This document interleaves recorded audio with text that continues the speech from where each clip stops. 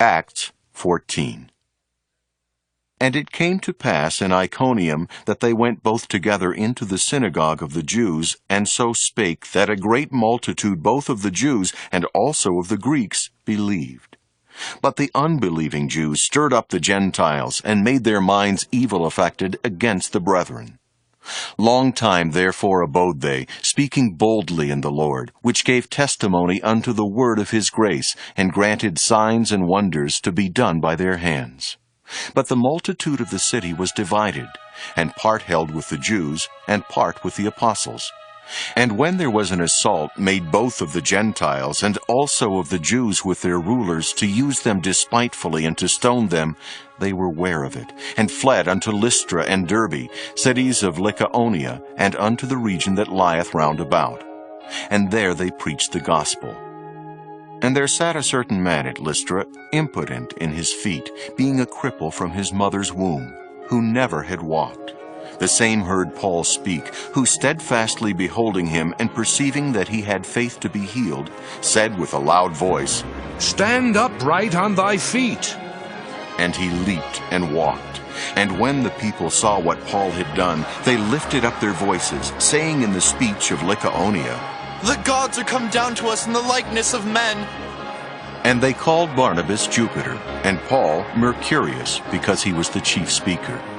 Then the priest of Jupiter, which was before their city, brought oxen and garlands unto the gates, and would have done sacrifice with the people, which when the apostles Barnabas and Paul heard of, they rent their clothes, and ran in among the people, crying out and saying, Sirs, why do ye these things?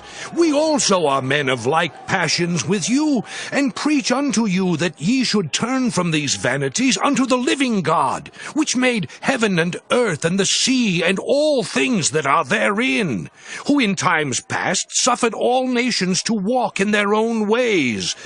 Nevertheless, he left not himself without witness, in that he did good, and gave us rain from heaven, and fruitful seasons, filling our hearts with food and gladness.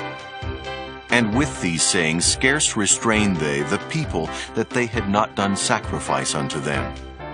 And there came thither certain Jews from Antioch and Iconium, who persuaded the people, and having stoned Paul, drew him out of the city, supposing he had been dead. Howbeit, as the disciples stood round about him, he rose up, and came into the city, and the next day he departed with Barnabas to Derbe. And when they had preached the gospel to that city, and had taught many, they returned again to Lystra, and to Iconium and Antioch, confirming the souls of the disciples, and exhorting them to continue in the faith, and that we must through much tribulation enter into the kingdom of God. And when they had ordained them elders in every church, and had prayed with fasting, they commended them to the Lord, on whom they believed. And after they had passed throughout Pisidia, they came to Pamphylia.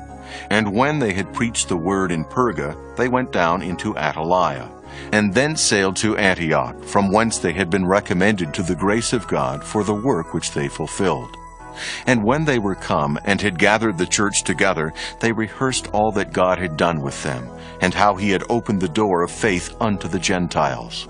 And there they abode long time with the disciples.